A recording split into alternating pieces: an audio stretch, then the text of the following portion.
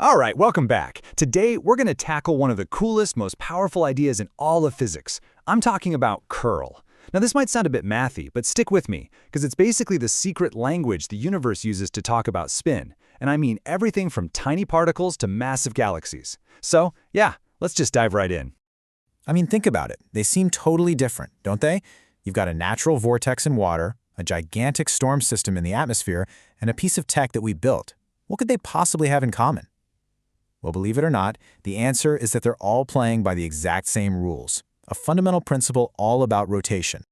Okay, so to really get what curl is, it actually helps to look at its sibling concepts, which is called divergence. So picture this. If you've got a field that's just spreading out from one spot, like an explosion, that's divergence. But if the field is swirling around a point, kind of like water going down a drain, well, that's curl. It's that simple. One is all about spreading out, and the other is all about spinning around.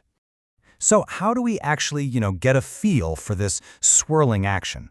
Well, the best way to do it is with this really clever little thought experiment that physicists absolutely love. It's called the paddle wheel test. And the key word to lock onto here is local. Seriously, this is super important. Curl isn't asking if the entire river is turning a corner. No, it's way more zoomed in than that. It's asking, hey, if you could shrink down to one single tiny point in that water, is there a little spin happening right at that spot? So let's walk through this together. Imagine you have this tiny little paddle wheel and you drop it into a river, okay? If the river's just flowing nice and smooth, the water pushes on both sides of the wheel pretty much equally. So sure, the wheel gets carried down the river, but it doesn't actually spin. In that case, the curl is 0. But what happens if you drop that same little wheel into a whirlpool? Whoa! Now the water on one side is moving way faster than the other, and it forces that wheel to just spin like crazy. And that, my friends, is a non-zero curl. Okay, so this paddle wheel idea is great, right? It gives us a really solid gut feeling for what's going on. But to do the really cool stuff, like predict a hurricane or, build an actual electric motor, we need to be a bit more precise. So it's time to look at the math that brings this all to life. All right, meet the star of the show. This symbol here, it's called del, sometimes nabla. Think of it like a mathematical Swiss Army knife. It's this awesome little operator that's built to measure how things are changing in 3D space. And guess what? It's the absolute key ingredient for figuring out the curl. And boom, here it is. The curl of any vector field, we'll just call it F for now, is del cross F. Now pay attention to that little X symbol. That is not your everyday multiplication. Nope.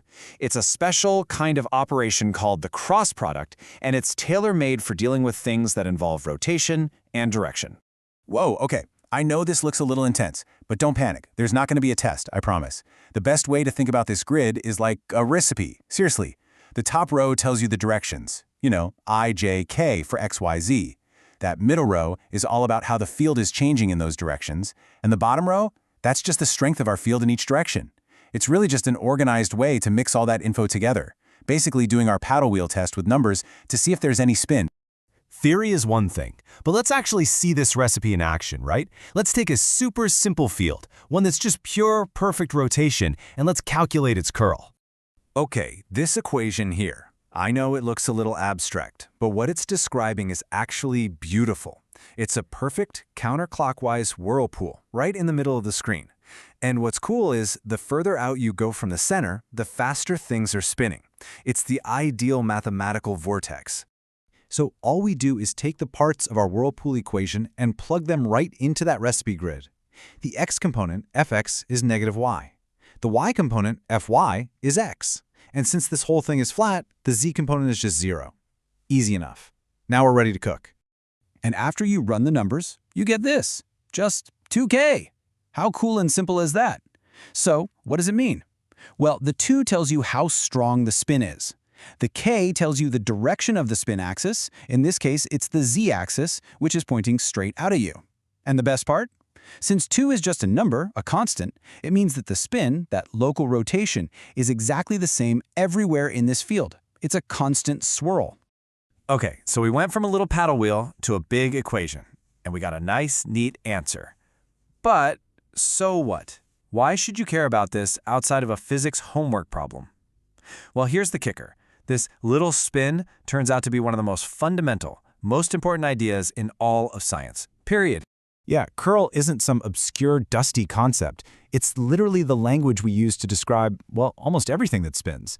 We're talking about how water and air swirl around. We're talking about the lift that keeps a massive airplane flying. We're talking about how hurricanes and cyclones get started.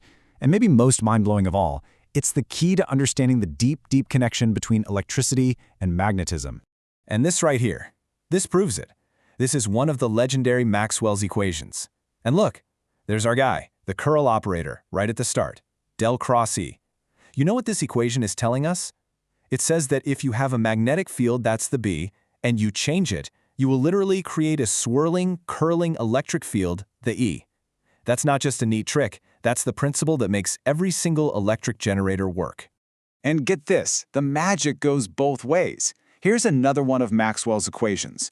This one shows that if you have an electric current, that's the J, or even just a changing electric field, you create a swirling, curling magnetic field. This is why every electric motor spins and every electromagnet grabs onto metal. Just take a second to let that sink in. These two equations, which look so simple on the screen, are both fundamentally about curl, and they are the bedrock of our entire modern world. They explain how light works, they explain how radio waves travel, they explain how basically every single electronic device you've ever touched works. It all comes down to curl, that little spin. So, by getting a handle on this one idea, curl, you've basically unlocked a new way to see the world. It's almost like you've been given a superpower, a way to spot the invisible forces, the hidden rotations that are shaping everything around us. So from now on, when you see leaves swirling around in the wind, or you watch water spiral down the drain, or you see a hurricane spinning on the news, you'll know. You'll know what's really going on under the surface. You're not just looking at motion anymore. You're seeing a physical, real-world example of this beautiful mathematical idea. You are literally seeing curl in action.